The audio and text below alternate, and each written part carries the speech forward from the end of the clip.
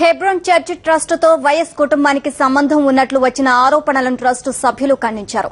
Trust తో YS కుటుంబానికి ఎలాంటి సంబంధం లేదని వారు స్పష్టం చేశారు. కావాలనే కొంతమంది దుష్ప్రచారం చేస్తున్నారని మండిపడ్డారు.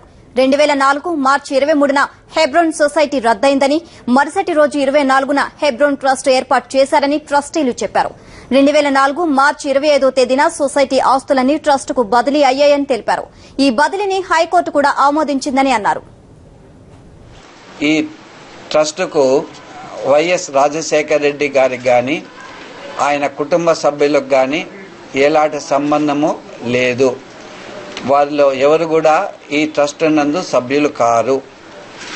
రాజశేఖర రెడ్డి గారు ముఖ్యమంత్రి అయిన తర్వాతనే ఈ సొసైటీ యొక్క కార్యక్రమములలో కొద్దిగా ఇబ్బందులు కలిగించిన వారని ఒక నెపము వేయబడినది.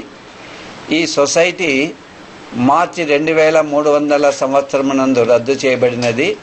అదే నెల యందు ట్రస్ట్ స్థాపింపబడినది.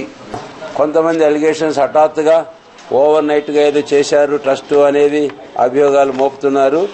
అవి చాలా తప్పు.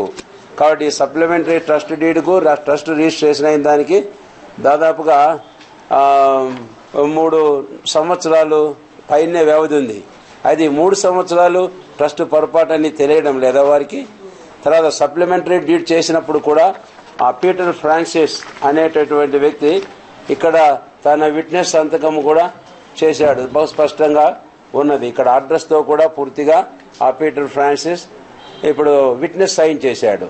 ఇప్పుడు ఆ పీటర్ ఫ్రాన్సిస్ తనతో ఉన్నటువంటి వారు కొంతమంది ఇలాంటి ట్రస్ట్ మరి తప్పు ప్రాపర్టీస్ కొట్టేయడానికి చేశారు అన్నటువంటి ఎలిగేషన్ చేయడం అనేది అది కేవలం స్వార్థపూరితమైన ఉద్దేశంతో కూడిందని చెబుతూ ఉన్నాము.